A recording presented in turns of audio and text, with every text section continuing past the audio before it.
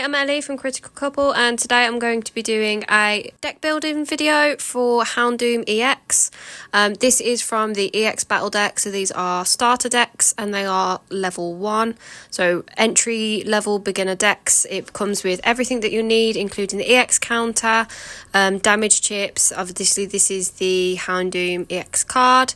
It comes with the rules and everything that you need to get started to learn to play the game. We've obviously played Pokemon before, but we wanted to start our progression series at the very entry level with a beginner deck and then obviously build on it as we go. So here I'm just sorting out them into piles. I've sped it up and cropped it, and I've just sorted them into like the Pokemon, the supporters, items, etc., just so that it's easier for me to see what is actually in there. And then we bought a separate booster bundle pack of White Flame Ice, so I've got 6 packs to open. So I'm just going to go through them, open them, and then after what I'll do is sort through what I'm going to keep and what I'm not going to keep. So I'm not going to do a voiceover while we're opening, so you can either speed it up or watch individually at what I pull.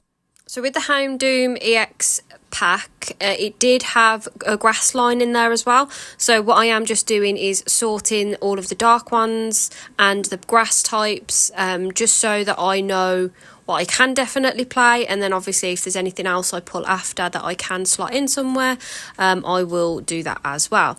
But I'm just sorting it this way for now, and then obviously I'm separating any supporter cards and item cards, just so that they are all in their own separate individual pile. I didn't really get any spicy pulls from these packs, so there was nothing in, crazy value. I did get one leopard, I think it's called, leopard with the Master Ball hologram on it, which is quite cool, and a ducklet one as well with the Pokeball.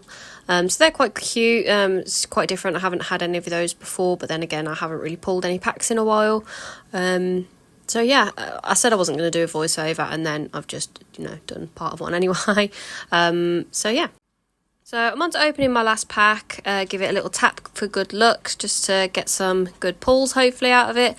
And I'm quite pleased with what I pulled. So I pulled the Full Art Frillish and then the Jellicent EX, which my other half says is quite a good pull. So happy with that.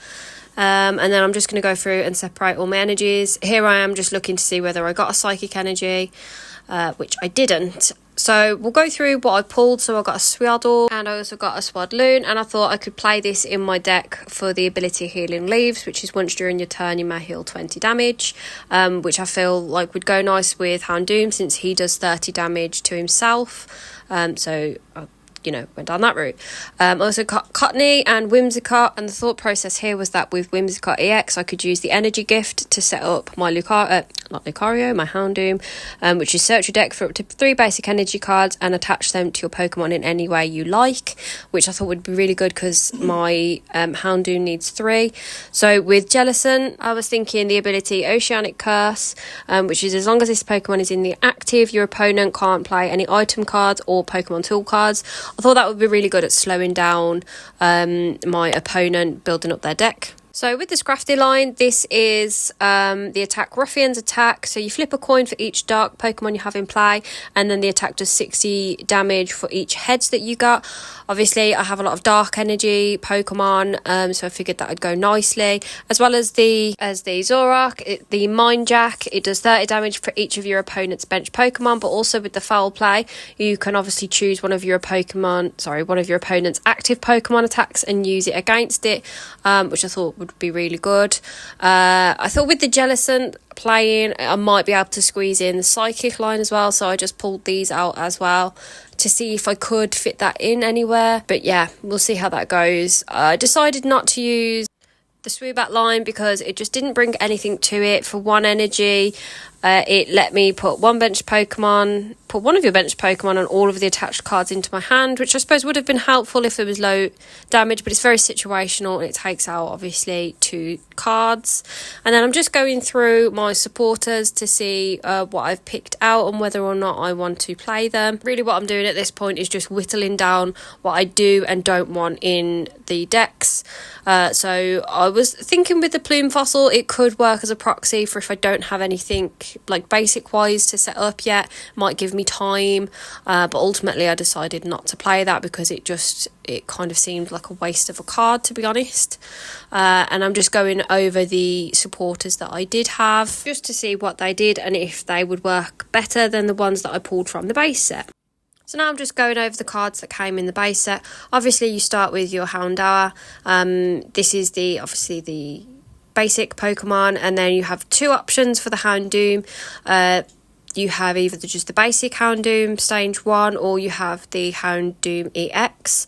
I played 4 of the Houndoom and 2 of the basic Houndoom, and 2 of the Houndoom EX, just in case my Houndooms were prized.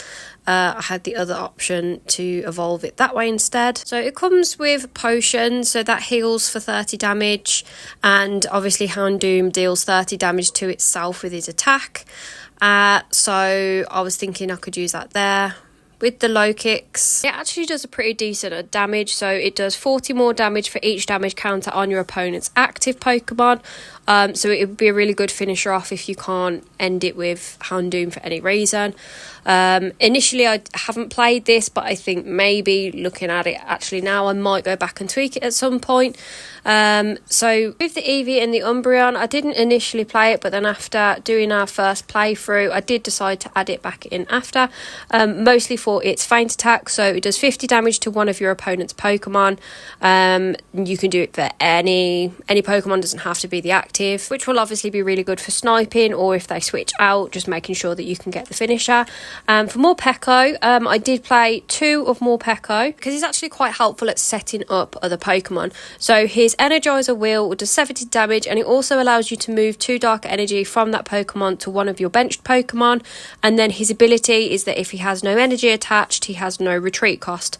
So it'll be really good for getting in a little bit of damage before retreating out to a Pokemon you've ideally just set up.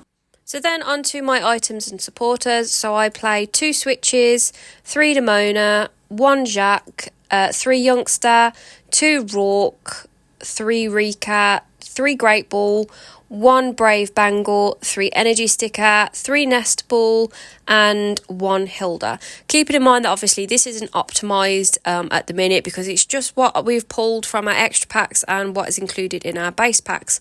Obviously, ideally, I would have Ultra Balls, Earthen Vessels, Professor's Research, all that stuff. But unfortunately, we don't get those at the start, and the whole point of the progression is that you start pretty rubbish and you get better as you go. So that is what I decided to play with, and very quickly realised into our first playthrough that it just wasn't going to cut it. We will be uploading the full playthrough, so keep your eyes peeled for that.